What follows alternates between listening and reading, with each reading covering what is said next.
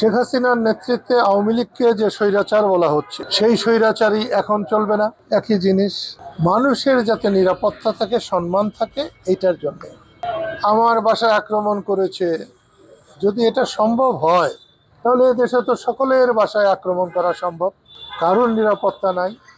হ্যাঁ, এটা যদি পাকিস্তান হয়ে যেত, আমি পাকিস্তান ভেঙেছিলাম, তার জন্য আইনানুগ আমার ফাঁসি হয়ে যেত, আমার এতে তো কোনো আপত্তি ছিল না, এখনো নাই। সেই জন্য বলছি, দেশে আইন শৃঙ্খলা নাই।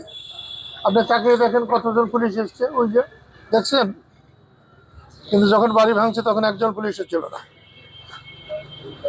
এইটা হচ্ছে আমাদের প্রশাসন পরিচালনার ব্যত্যয়, আমাদের বুদ্ধির অভাব। আমি গতকালকেই বলেছি, আমার বাড়ি যদি ধ্বংস করে দিলে যদি দেশে শান্তি হয়, আমি তাতেই রাজি। আর এখন আমার ৮০ বছর বয়স হয়ে গেছে, এখন আমি চলে যেতে পারলে আমি আরো খুশি। তো সেই জন্য বলছি, সরকারকেও বলছি, যারা আন্দোলন করে শেখ হাসিনার পতন ঘটিয়েছিলেন, শেখ হাসিনার পতন আর মুক্তিযুদ্ধের পতন এক কথা না। শেখ হাসিনার পতন আর বঙ্গবন্ধুর পতন এক কথা না। শেখ হাসিনার পতন আর স্বাধীনতার পতন এক কথা না। এই জিনিসগুলো এখন কেউ কেউ বুঝতে চাচ্ছেন না।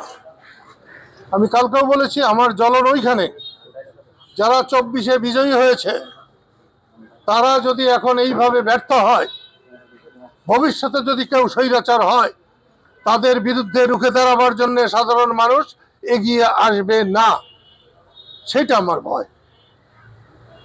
সেই জন্য তাদের সফল হওয়া উচিত ছিল, তারা সফল হলে ভালো করতেন। ১৪৪ ধারা জারি করেছে বাসাইলে, যেখানে আমরা মুক্তিযোদ্ধার মিটিং করতে চেয়েছিলাম। দেখে গেলাম জীবনে বেঁচে থেকে অনেকদিন, যে মুক্তিযোদ্ধাদেরও মিটিংয়ে বাধা দেওয়া হয় সেই দেশে, যে দেশকে পয়সা দিয়েছে মুক্তিযোদ্ধারা।